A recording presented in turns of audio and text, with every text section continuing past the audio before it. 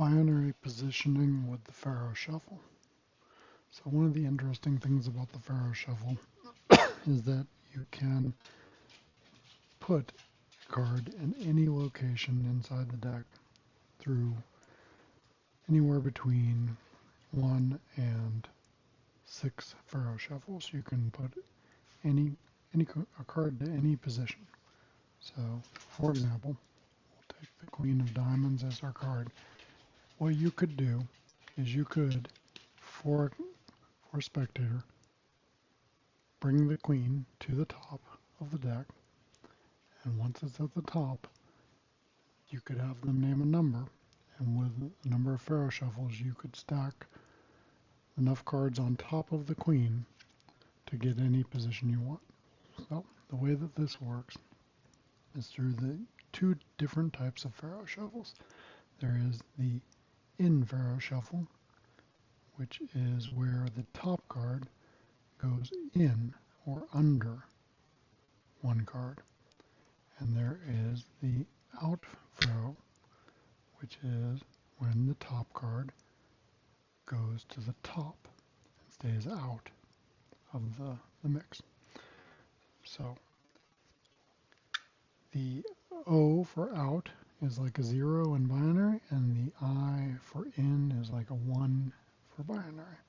So if we want, we can stack any number of cards on top of our Queen through binary numbers. So, for example, binary 0 is a 0. A 0 is an out shuffle. If I do an out shuffle, the Queen remains on top, and I have stacked 0 cards on top of the Queen. If we go to binary 1, which is a 1, that is an in faro.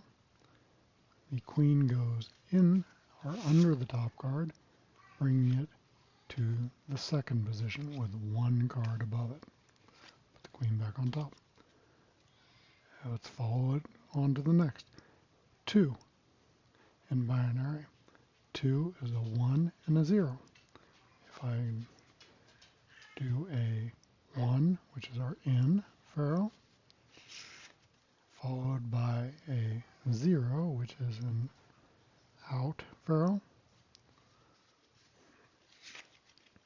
I will now have 1, 2 cards above my Queen. And it just keeps working like that all the way down. 3 would be 2 in faros. If I do an in faro, followed by another in faro, and these don't need to be perfect. All that really matters is that the top portion, as far as you're controlling, remains where you need it. So there's 1, 2, 3 cards on top of our Queen. And that works down to any number of cards that you want to put on top.